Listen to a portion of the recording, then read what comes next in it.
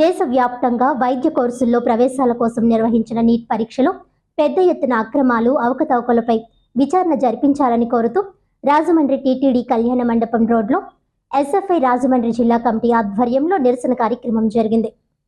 SFI జిల్లా అధ్యక్ష కార్యదర్శులు వై భాస్కర్ అండ్ రాజా మాట్లాడుతూ నీట్ పరీక్షపై సర్వత్రా విమర్శలు వెల్లువెత్తగా కేంద్రంలో మోడీ నేతృత్వంలోని ఎన్డీఏ సంకీర్ణ ప్రభుత్వం లక్షలాది మంది విద్యార్థుల జీవితాలతో చెలగాటమాడడానికే నిర్ణయించుకుంది.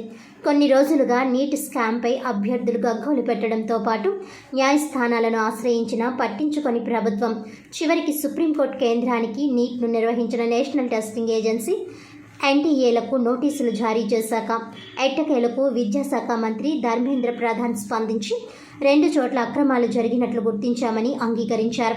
ఎన్టీఏను మెరుగుపరచాల్సి ఉందని చెప్పుకొచ్చారు. అంతే తప్ప కుంభకోణంపై విచారణ జరిపిస్తామని కానీ అభ్యర్థులకు ఏ విధమైన న్యాయం చేస్తామని కానీ తెలుపలేదు. నీట్లో అక్రమాలు అవేవో సాధారణంగా చోటు చేసుకున్న చిన్న తప్పులన్నట్లు పేర్కొన్నారు తప్ప కించిత్తు పశ్చాత్తాపం వ్యక్తీకరించలేదు. మంత్రి నుంచి ఇన్నాళ్లకు వెలువడిన పేలవమైన స్పందన బట్టి నీట్ స్కామ్ను మోడీ ప్రభుత్వం తుంగలో తొక్కేందుకు తయారుగా ఉందని అర్థమవుతుంది. ఈ కార్యక్రమంలో ఎస్ఎఫ్ఐ జిల్లా ఉపాధ్యక్షులు వి రాంబాబు, సహాయక కార్యదర్శి K Jyothirmayi, Rajahmundry city committee సభ్యులు దుర్గా, అచ్చారావు, వైష్ణవి, హంసిక తదితరులు ఈ కార్యక్రమంలో పాల్గొన్నారు.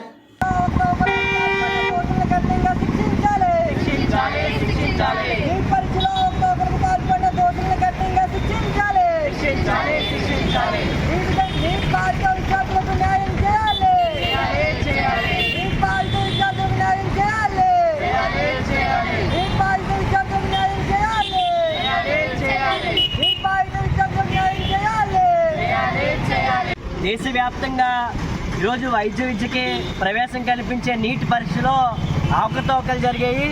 ఏదైతే ఎన్టీఆర్ నేషనల్ టెస్టింగ్ ఏజెన్సీ ఏదైతే నిర్వహిస్తూ ఉందో నీట్ పరీక్ష, దాంట్లో పేపర్ లీకేజీ కావడం ఈరోజు చర్చనీయాంశంగా మారింది. దేశవ్యాప్తంగా ఎంతోమంది నీట్ చదువుకునే విద్యార్థులకి ఇది అన్యాయంగా తెలుస్తూ ఉంది. ఎప్పుడూ లేని విధంగా 720 మార్కులు దాదాపు 67 మంది విద్యార్థులకి రావడం అంటే ఇది పేపర్ లీకేజ్ కాదా అని చెప్పి అడుగుతా ఉన్నాం. అంతేకాకుండా కేంద్ర విద్యాశాఖ మంత్రి వెంటనే రాజీనామా చేయాలి, మళ్ళీ నీట్ పరీక్ష నిర్వహించాలి. ఏదైతే లీకేజ్ జరుగుతూ నీట్ పరీక్ష జరిగిందో దాన్ని రద్దు చేయాలని చెప్పి భారత విద్యార్థి ఫెడరేషన్ ఎస్ఎఫ్ఐగా డిమాండ్ చేస్తా ఉన్నాం. లేని పక్షంలో పెద్ద ఎత్తున ఉద్యమం చేస్తామని చెప్పి తెలియజేస్తా ఉన్నాం. నా పేరు రాజా, ఎస్ఎఫ్ఐ తూర్పుగోదావరి జిల్లా కార్యదర్శి.